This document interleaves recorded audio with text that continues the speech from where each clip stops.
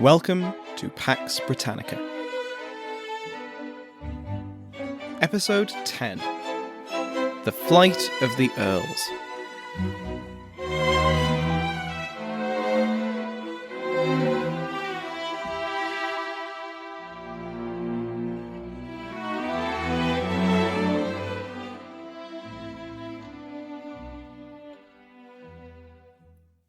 Welcome back to Pax Britannica.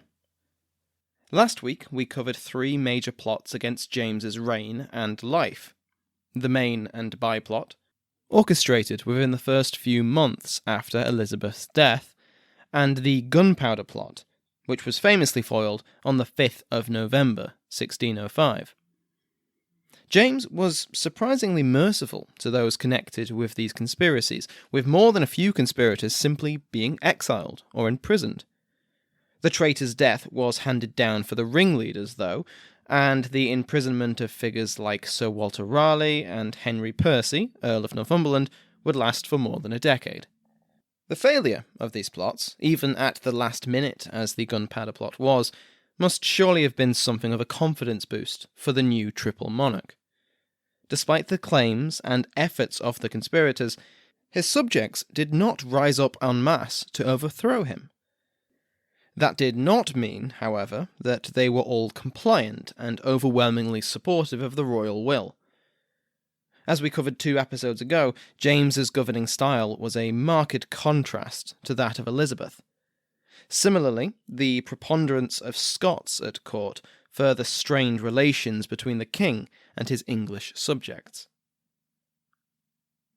The problem of Parliament is one that will dog the rest of James's reign, and come to a violent head during his son's, pun not intended. As David Smith, Fellow of Selwyn College, Cambridge, writes, quote, "No aspect of James I's kingship reveals his paradoxical blend of strengths and weaknesses, of wisdom and misjudgment, more plainly than his relations with his English parliaments. On the one hand, his understanding of the nature of the institution and his capacity to diffuse tension and controversy deserve much more credit than they have often received. But on some occasions, he had himself sparked off those controversies. Again, as we saw in episode 8, James was very keen on the idea of further political union between his kingdoms.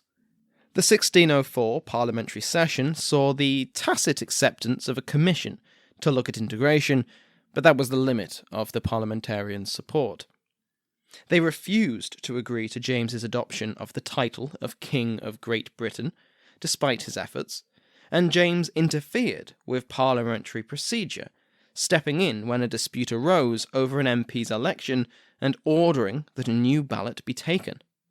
Sensible, perhaps, but this was not the way Parliament operated. In a speech, James had described Parliament's rights as a gift granted by his ancestors. The meaning inferred by the Commons was that said rights were therefore liable to be revoked. Clearly, the problem was simply that the king, as a Scot and a foreigner, was just not aware of how things were done in England.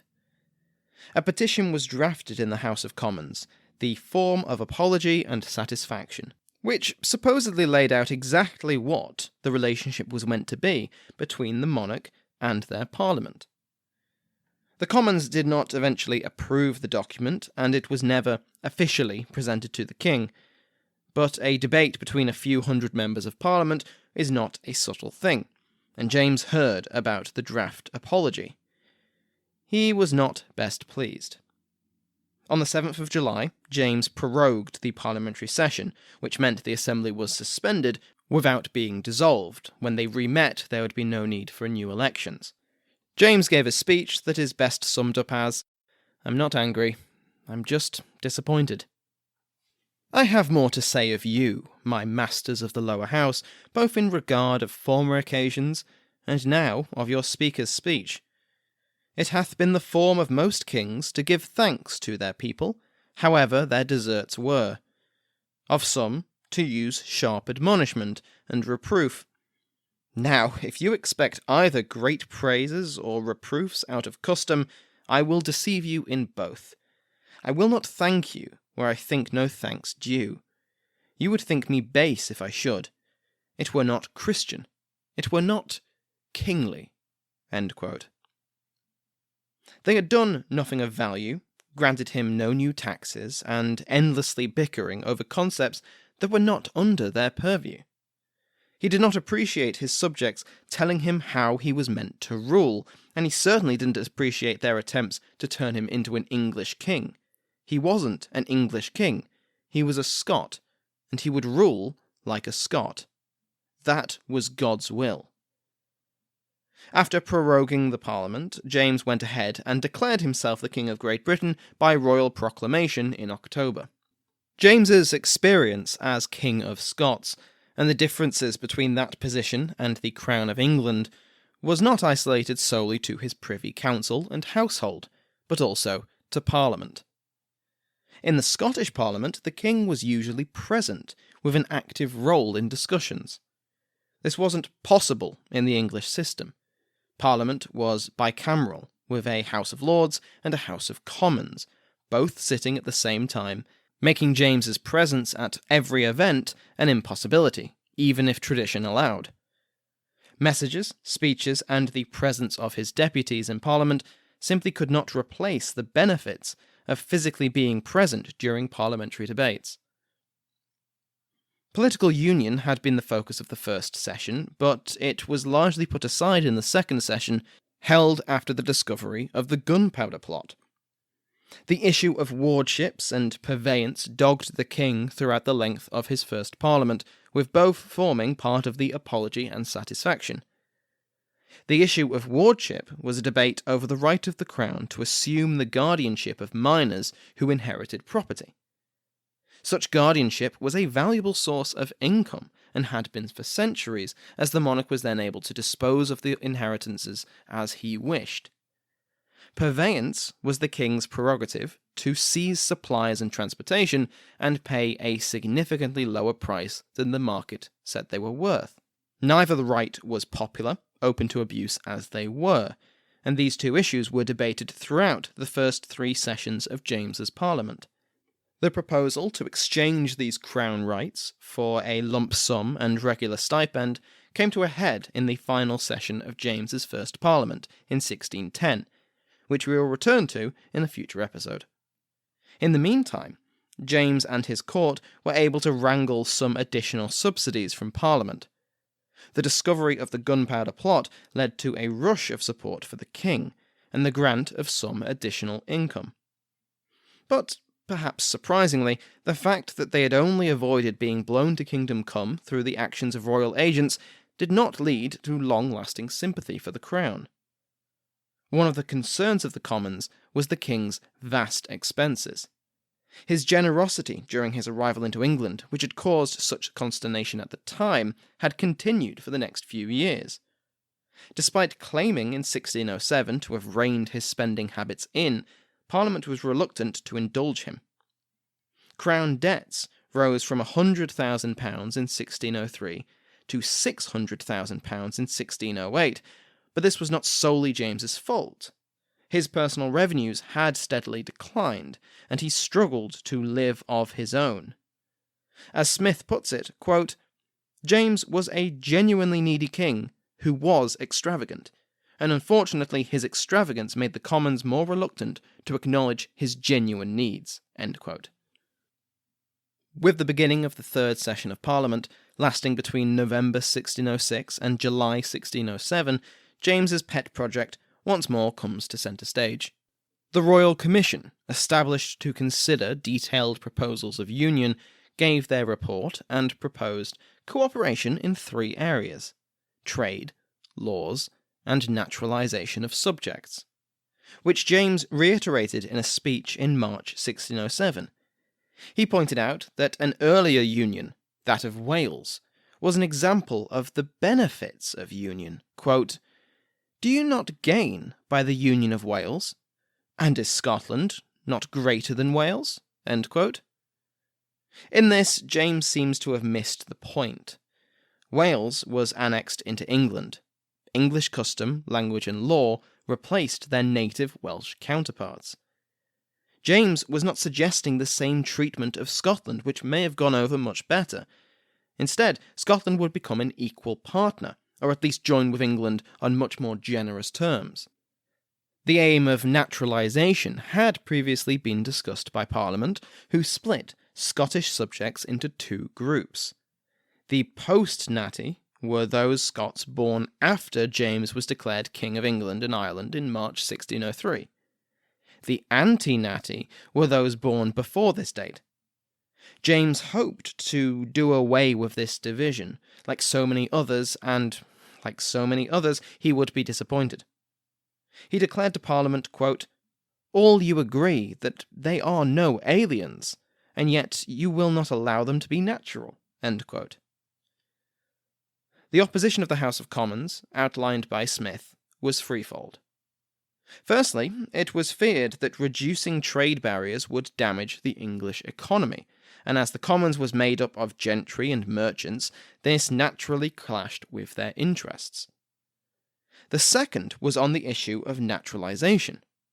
Removing the distinction between Scot and Englishman would, it was feared, allow a horde of ravenous, greedy Highlanders to rush into England, draining the English of their prosperity and receiving disproportionate favour from the Scottish king. The third was rooted in the supremacy of the English Parliament. Unity of laws seemed to suggest the merger of Scottish and English laws, which was simply not acceptable. The one compromise the English Parliament was willing to accept was the removal of openly hostile laws against Scots. By the end of the third session, James had largely accepted that union, through parliamentary statute, which would have been the most effective method of bringing about reform, was dead in the water. Such reforms that were implemented were often conducted outside of parliamentary process. James had slight changes to the Scottish Kirk made, and introduced justices of the peace to Scotland. He had ordered a combined flag to be flown from all royal and merchant ships in 1606, a merger of the crosses of St Andrew and St George. This was the first rendition of the Union flag, better known as the Union Jack, without the second red saltire of St Patrick, which was only gained after the Kingdom of Ireland was merged with the Kingdom of Great Britain 200 years later.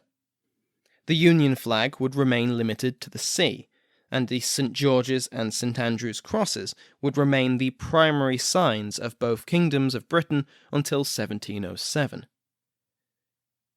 The Middle Shires had been proclaimed in 1603, with known reivers arrested and many hanged as bandits. Up to 2,000 were arrested and dispatched to fight the Spanish in the Netherlands. Later on, with Parliament's approval during the third session, statutes were declared that meant suspected raiders could be pursued across the border, and could no longer escape justice simply by entering another jurisdiction. Their fates, once caught, were usually execution or transportation, either to elsewhere in Britain, to wars on the continent, or to plantations in Ireland, or the new colony of Virginia. The topic of political union so far has only rarely involved England and Scotland. But this tale neglects the third constituency in James's great dream, the Emerald Isle. In Ireland, James saw an opportunity for a shared British endeavour, where English and Scots could cooperate in the civilization of these rebellious savages. However, much like his political efforts in Britain, James would find himself disappointed with the results. At the coronation of James in July 1603, Ireland had only very recently been pacified after the 9 Years' War, an uprising against English rule that lasted from April 1593 to March 1603, led by the Earl of Tyrone, Hugh O'Neill. This led to its other name, Tyrone's Rebellion, and as the Earls received significant Spanish backing, the war in Ireland is often considered a front in the undeclared Anglo-Spanish War. The Gaelic lords had been largely successful in their fight until the turn of the century, with English commanders and their Anglo-Irish and Gaelic allies being unable to give the rebels a serious defeat, to the extent that Tyrone sent Elizabeth humiliating terms of peace in 1599, which allowed for English overlordship of Ireland, but with wide-ranging concessions in politics and religion. Yet the tide soon turned, and even with the long-promised Spanish army, the rebels were defeated at the Battle of Kinsale and forced back to their strongholds. The English began a brutal scorched earth policy in Ulster, burning crops and attacking peasants to induce a famine and end resistance. The English forces built fortifications as they went, further amplifying the pressure, and finally Tyrone surrendered at Mellifont Abbey in March of 1603. As covered in episode 8, winning the war in Ireland had been incredibly expensive, and the Dublin government still had a large army to pay. The government in London began to steadily reduce the amount granted to their counterparts in Ireland, with the expectation that Ireland would simply pay for its own costs. The Irish government, headquartered in Dublin Castle, opposed this every step of the way. David Edwards of University College Cork argues that Dublin was actually able to hold its own against London's attempt to cut its budget. They pointed out that the pacification of the rebels had required the destruction of vast tracts of arable land and the deaths of tens of thousands of Irish taxpayers. Despite James's agents having paid off and disbanded thousands of soldiers from the army in Ireland, the occupation of strategic strongholds and the enforcement of English law and order required significant numbers of men under arms. The investment of blood and treasure in the 9 Years' War would be wasted if Dublin could not adequately project its newly re-established authority. As Dr. Edwards points out, it seems that these arguments were actually heeded. Between 1604 and 1615, funding from London remained the main source of Dublin's revenue, with English contributions dropping in subsequent years as the Irish economy began to recover and pick up the slack. While Dublin did begin to reduce the garrisons in most of Ireland, with some notable exceptions that we'll cover later on, surviving documents show that the number of men under arms was roughly comparable to the forces Elizabeth had retained in the territory prior to the war, an average of 2,000 to 3,000 men. While a minuscule amount in comparison to continental conflicts, this was a significant portion of the Anglo-Scottish military, intended to impose English law and order across a country that had, in the eyes of London, proven itself repeatedly troublesome. What law and order was, and how it was implemented, was up for debate. Proclamations from Dublin dealt with the quote-unquote civilizing of Ireland on a macro level, but by and large the treatment of the Irish was left to the commanders and officers of the army. For almost 2 years after the Treaty of Mellifont was signed, martial law remained in force. This granted officers and their subordinates wide-ranging authority over the life and death of almost every Irishman. In the face of opposition or resistance, or the expectation of opposition or resistance, the commanding officer of a garrison had the power to summarily execute anyone below a certain rank. It's important to remember that these armies were veterans of the war. They had fought the rebels for almost 10 years, suffering disease and hunger and death, losing friends and comrades to the Irish. That is to say, due process and reasonable cause were not a priority for the occupation forces, and many officers took the opportunity to punish their former enemies, or even merely suspected rebel sympathizers, with the ultimate sanction. After 1605, the wartime martial law commissions were disbanded by London, only for the government in Dublin to reinstate and refine the commissions to better suit peacetime. Dublin was not taking it easy while the army dealt with suspected rebels. In 1604, former governor of Carrickfergus and general in the 9 Years' War, Sir Arthur Chichester, was appointed Lord Deputy of Ireland, the King's representative and chief executive of the kingdom, succeeding Lord Mountjoy, who had led the English forces to victory in Tyrone's rebellion and had been subsequently awarded with a place on the Privy Council and the Earldom of Devonshire. Chichester oversaw a series of measures intended to both militarily weaken Gaelic and Anglo-Irish nobility, as well as bring the country as a whole more into line with British norms.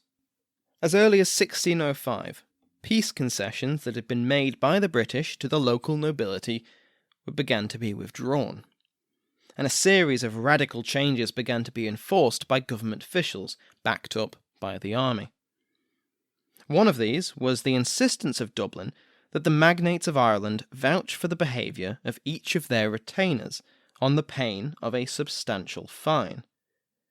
This had the expected outcome of many lords weighing the cost and benefit of their private armies and concluding it wasn't worth the potential financial ruin to keep on all of their men. These shed soldiers then faced some potentially terrible fates: death at the hands of the English occupation, whether their former lord had been in rebellion or not, as a native swordsman was always suspected by military commanders, or transportation out of the country. Chichester reported that between 1609 and 1614, at least 6,000, quote, disaffected Irishmen, end quote, had been deported to Scandinavia. But he implies that this was only the most recent update, and there had been many more. He also comments that many of those being taken from their homes were former allies of the crown. As we will touch on later, former allegiance to England was no guarantee of clemency.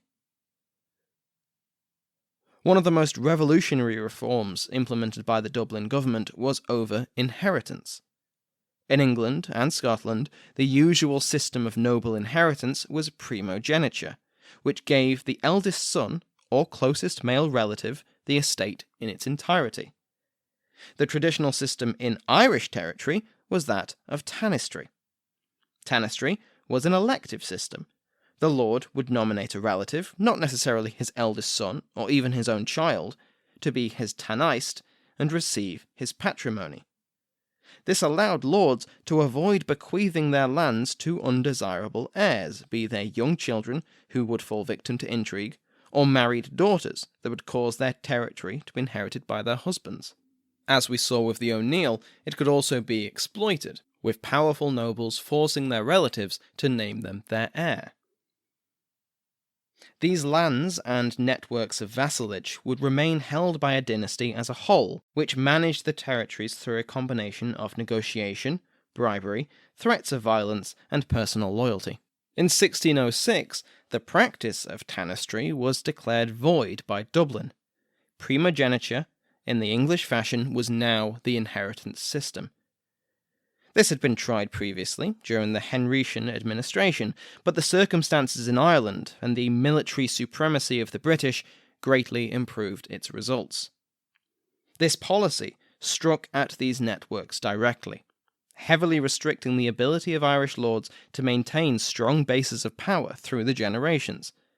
Aside from the obvious benefit of weakening the Irish magnates, bringing Irish inheritance practices into line with their English hegemons yielded various secondary benefits, not least that now English law and English courts could oversee Irish property, and the further transformation of Irish society into something more palatable to the Britons.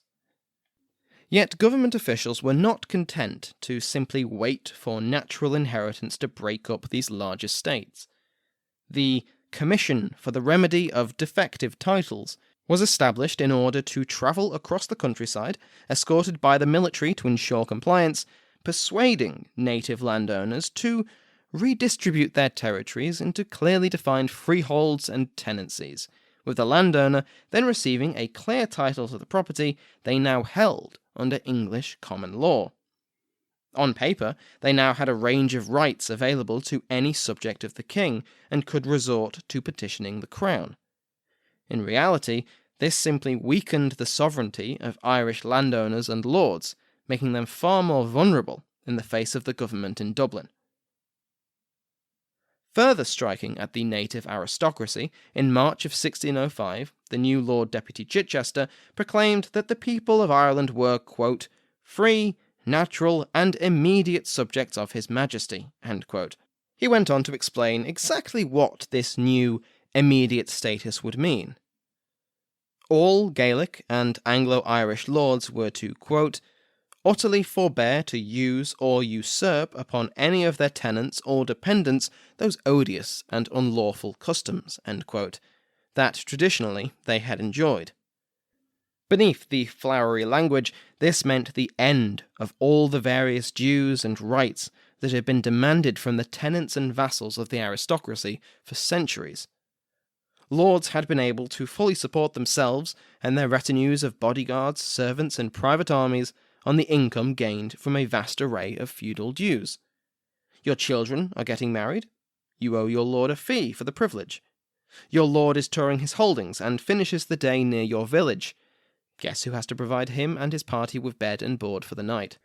These myriad forms of private taxation were the lifeblood of an Irish magnate's purse, and their abolition brought about immediate economic decline. They were compensated by the government, of course, but this was only a token amount, and in no way helped pay for the traditional lifestyle of an Irish lord. This was intentional. They also kept the rights to rent and the ordinary income from their personal estates, but in many cases this land was already set up for either customary service by their tenants or payment in kind, both of which left the respective lord wealthy on paper but cash-strapped in practice. A rapid increase in Gaelic land sales followed, often to English and Scots, as magnates found their debts coming due, but with no way to earn the money, further splintering and weakening the Irish landowning class. This treatment was not isolated solely to those who had been rebellious or otherwise unwilling subjects of the crown. In March of 1606, the Earl of Upper Ossory, a steadfast ally of the English crown during the war, had his right to take private exactions from his vassals stripped of him by Chichester. The judgment was backed up by a military force of 50 cavalry and 100 infantry, with the power of martial law to ensure that these reforms were accepted by the Earl. If old allies received no preferential treatment, then those that had openly opposed the English had little hope. Indeed, the county of Ulster was a significant holdout against English influence even after the Treaty of Mellifont. Hugh O'Neill, the Earl of Ulster, Rory O'Donnell, the Earl of Tyrconnell, and Cuchanocht Maguire, the Laird of Fermanagh, which I am probably mispronouncing, were united in their resistance to the new order. Chichester, who had fought these men in the 9 Years' War, made use of the numerous forts that had been constructed during that war, and kept them fully garrisoned. Indeed, even as the government in London slashed the subsidies sent to Ireland, the government in London kept the standing force in Ulster at its expensive wartime level. Such was the hostility and wariness Chichester had for these rebellious nobles. The Lord Deputy had no intention of allowing the Earls to avoid the fate of their countrymen in the south, and the garrison commanders were encouraged to entice them into submission. The persuasive tactics used by the English soldiers ranged from seizing the land of the nobles, forbidding fishing and hunting in local areas, the requisition of livestock and crops, the targeted rape of local women, and at least one massacre of Tyrone's subjects, all conducted against a backdrop of martial law, which of course included summary execution by hanging or shooting for arbitrary reasons. While the Earls were being suitably pressured, the Commission for Defective Titles was making itself known to their various vassals, and many took the opportunity to distance themselves from their overlords and seek better terms with the English. In response, the Earls, led by Tyrone, sought and received financial support from Spain, and tried and failed to win political support from esteemed courtiers in London. Never one to rely solely on the pen, Tyrone picked up the sword, and learnt of a plot by other disaffected nobles to attack the seat of English government in Ireland, Dublin Castle. This conspiracy abruptly fell apart because someone talked, someone always talks. Tyrone panicked. He fled Dublin and returned to his lands in Ulster. but he quickly found that he was still in danger. His enemies, both English and Irish, were ascendant even here, and so he boarded a ship, financed with Spanish money, and sailed from Ireland alongside Tyrconnell, Lord Maguire, and their retainers. The Earls had fled. Next week, we will return to Ireland to see exactly what the Stuart government will do in the aftermath of the sudden flight of the most powerful Irish lords, and look more into the how and why of this pivotal event itself. At the same time, a company established the previous year, in 1606, had succeeded in a task at which generations of Englishmen had failed. They had established a surviving colony in the New World. So next week, we will be looking at the beginning of two rival plantation projects, the Plantation of Ulster and the Colony of Virginia. Thank you to my House of Lords, which has exploded with new members over the last 2 weeks. I get so giddy when I see that someone new has decided to give me even a small amount of money, in which case I'm probably not too different from James thinking about it. For patrons of $2 or more, a poll has been started to help me decide on the topic of future episodes. There are 5 topics to choose from. Religion, because I've only covered it briefly and it's very important. European warfare, particularly in the British Isles. How Parliament actually worked at this time, who got to vote, who got to stand, that sort of thing. Shakespeare, which I promise won't simply be my performance of Hamlet, and what James thought about witchcraft. I'll try and cover them all at some point, but whichever of these is the most popular will come first, hopefully sometime in April. As standalone episodes, they require a bit more research and time, and so I want to make sure that I pick the one most people will enjoy. If you want to vote, go to patreon.com/Pax Britannica and pledge $2 or more. My review of the week, which seems to be a tradition I've gained, is from Ross Morrison on the Facebook page. He reviewed the show just as it launched and said, "Great start to the series, charming and informative as ever. Give it a listen." Charming. Thanks, Ross. I should also point out that if the sound quality is a little bit different this week, it's because I've moved house and I'm not fully set up. I'm currently balancing a microphone on a chest of drawers, but there was no chance I was going to miss out a weekly episode. Hopefully by next week I'll be fully settled, so it won't be a problem again. Thank you to my patrons: Elaine, Countess Dickens, Jean, Countess Buckley, Christopher, Earl Grogan, Brendan, the First Earl Bonner, Lady Michelle, Duchess of Devon, and the Royal Headsman executed today. Thank you to my House of Lords, and to you for listening.